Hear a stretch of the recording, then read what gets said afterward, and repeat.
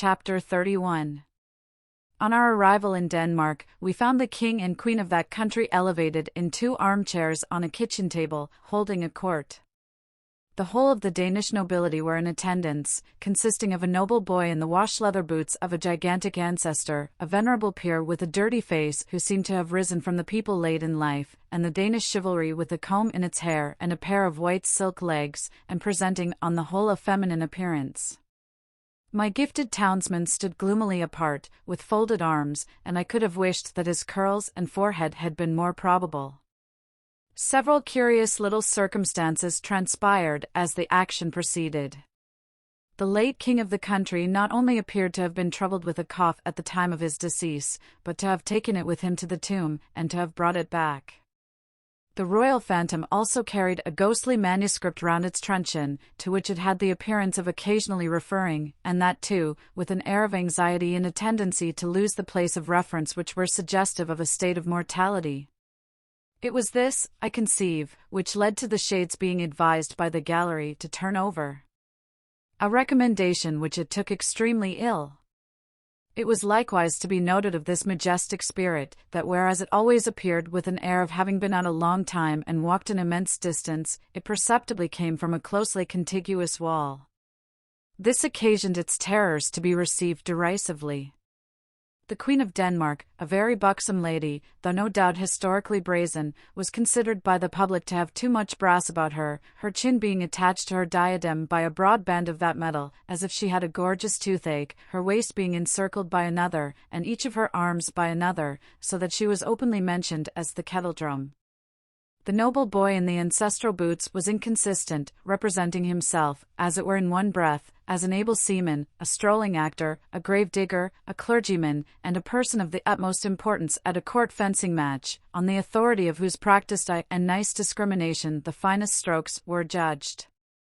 This gradually led to a want of toleration for him, and even, on his being detected in holy orders, and declining to perform the funeral service, to the general indignation taking the form of nuts. Lastly, Ophelia was a prey to such slow musical madness, that when, in course of time, she had taken off her white muslin scarf, folded it up, and buried it, a sulky man who had been long cooling his impatient nose against an iron bar in the front row of the gallery, growled, "Now the baby's put to bed, let's have supper." Which, to say the least of it, was out of keeping. Upon my unfortunate townsman all these incidents accumulated with playful effect. Whenever that undecided prince had to ask a question or state a doubt, the public helped him out with it. As for example, on the question whether 'twas nobler in the mind to suffer, some roared yes, and some no, and some inclining to both opinions said toss up for it, and quite a debating society arose. When he asked what should such fellows as he do crawling between earth and heaven, he was encouraged with loud cries of hear, hear.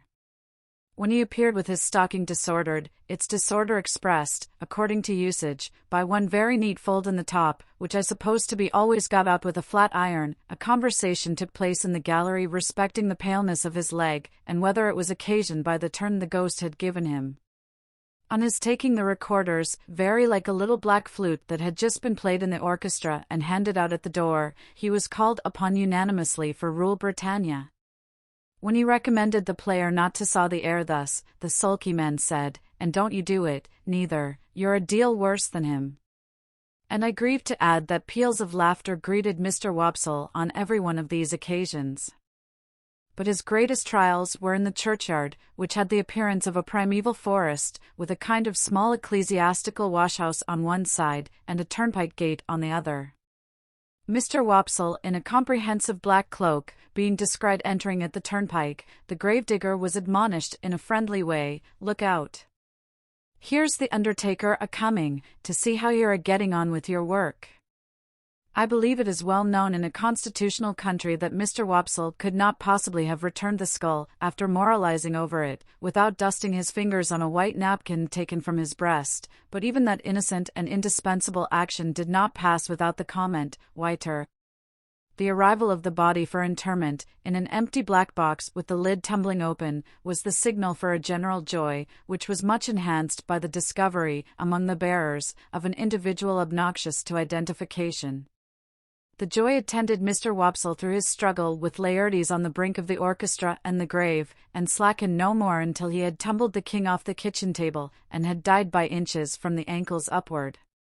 We had made some pale efforts in the beginning to applaud Mr. Wopsle, but they were too hopeless to be persisted in. Therefore we had sat, feeling keenly for him, but laughing, nevertheless, from ear to ear. I laughed in spite of myself all the time, the whole thing was so droll, and yet I had a latent impression that there was something decidedly fine in Mr. Wopsle's elocution, not for old association's sake, I am afraid, but because it was very slow, very dreary, very uphill and downhill, and very unlike any way in which any man in any natural circumstances of life or death ever expressed himself about anything. When the tragedy was over, and he had been called for and hooted, I said to Herbert, "Let us go at once, or perhaps we shall meet him." We made all the haste we could downstairs, but we were not quick enough either. Standing at the door was a Jewish man with an unnatural heavy smear of eyebrow, who caught my eyes as we advanced, and said, when we came up with him, "Mr. Pip and friend?" Identity of Mr. Pip and friend confessed. "Mr. Waldengarver," said the man, "would be glad to have the honor." "Waldengarver?" I repeated, when Herbert murmured in my ear, "Probably Wopsle." "Oh," said I, "yes." "Shall we follow you?" "A few steps, please." When we were in a side alley, he turned and asked, "How did you think he looked?" I dressed him. I don't know what he had looked like, except a funeral, with the addition of a large Danish sun or star hanging round his neck by a blue ribbon, that had given him the appearance of being insured in some extraordinary fire office. But I said he had looked very nice. "When he come to the grave," said our conductor, "he showed his cloak beautiful. But, judging from the wing, it looked to me that when he see the ghost in the Queen's apartment, he might have made more of his stockings." I modestly assented, and we all fell through a little dirty swing door, into a sort of hot packing case immediately behind it. Here Mr. Wopsle was divesting himself of his Danish garments, and here there was just room for us to look at him over one another's shoulders, by keeping the packing case door, or lid, wide open. "Gentlemen," said Mr. Wopsle, "I am proud to see you. I hope, Mr. Pip, you will excuse my sending round. I had the happiness to know you in former times, and the drama has ever had a claim which has ever been acknowledged, on the noble and the affluent." Meanwhile, Mr. Waldengarver, in a frightful perspiration, was trying to get himself out of his princely sables. "Skin the stockings off Mr. Waldengarver," said the owner of that property, "or you'll bust 'em. Bust 'em, and you'll bust 35 shillings. Shakespeare never was complimented with a finer pair. Keep quiet in your chair now, and leave 'em to me." With that, he went upon his knees, and began to flay his victim, who, on the first stocking coming off, would certainly have fallen over backward with his chair, but for there being no room to fall anyhow. I had been afraid until then to say a word about the play. But then, Mr. Waldengarver looked up at us complacently, and said, "Gentlemen, how did it seem to you, to go in front?" Herbert said from behind, at the same time poking me, "Capitally." So I said, "Capitally." "How did you like my reading of the character, gentlemen?" said Mr. Waldengarver, almost, if not quite, with patronage. Herbert said from behind, again poking me, massive and concrete. So I said boldly, as if I had originated it, and must beg to insist upon it, massive and concrete. "I am glad to have your approbation, gentlemen," said Mr. Waldengarver, with an air of dignity, in spite of his being ground against the wall at the time, and holding on by the seat of the chair. "But I'll tell you one thing, Mr. Waldengarver," said the man who was on his knees, "in which you're out in your reading. Now mind! I don't care who says contrary, I tell you so. You're out in your reading of Hamlet when you get your legs in profile." The last Hamlet, as I dressed, made the same mistakes in his reading at rehearsal, till I got him to put a large red wafer on each of his shins, and then at that rehearsal, which was the last, I went in front, sir, to the back of the pit, and whenever his reading brought him into profile, I called out, "I don't see no wafers." And at night his reading was lovely. Mr. Waldengarver smiled at me, as much as to say, a faithful dependent, I overlook his folly, and then said aloud, my view is a little classic and thoughtful for them here, but they will improve, they will improve. Herbert and I said together, oh, no doubt they would improve. Did you observe, gentlemen, said Mr. Waldengarver, that there was a man in the gallery who endeavored to cast derision on the service, I mean, the representation? We basely replied that we rather thought we had noticed such a man. I added, he was drunk, no doubt.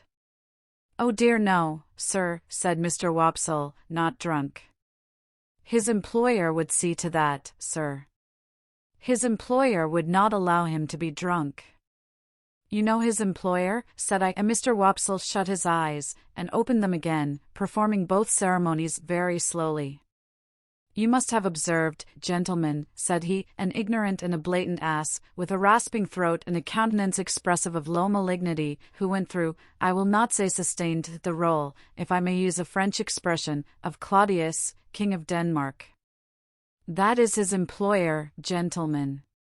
Such is the profession. Without distinctly knowing whether I should have been more sorry for Mr. Wopsle if he had been in despair, I was so sorry for him as it was, that I took the opportunity of his turning round to have his braces put on, which jostled us out at the doorway, to ask Herbert what he thought of having him home to supper. Herbert said he thought it would be kind to do so, therefore I invited him, and he went to Barnard's with us, wrapped up to the eyes, and we did our best for him, and he sat until 2 o'clock in the morning, reviewing his success and developing his plans. I forget in detail what they were, but I have a general recollection that he was to begin with reviving the drama, and to end with crushing it, inasmuch as his decease would leave it utterly bereft and without a chance or hope. Miserably I went to bed after all, and miserably thought of Estella, and miserably dreamed that my expectations were all cancelled, and that I had to give my hand in marriage to Herbert's Clara, or play Hamlet to Miss Havisham's ghost, before 20,000 people, without knowing 20 words of it.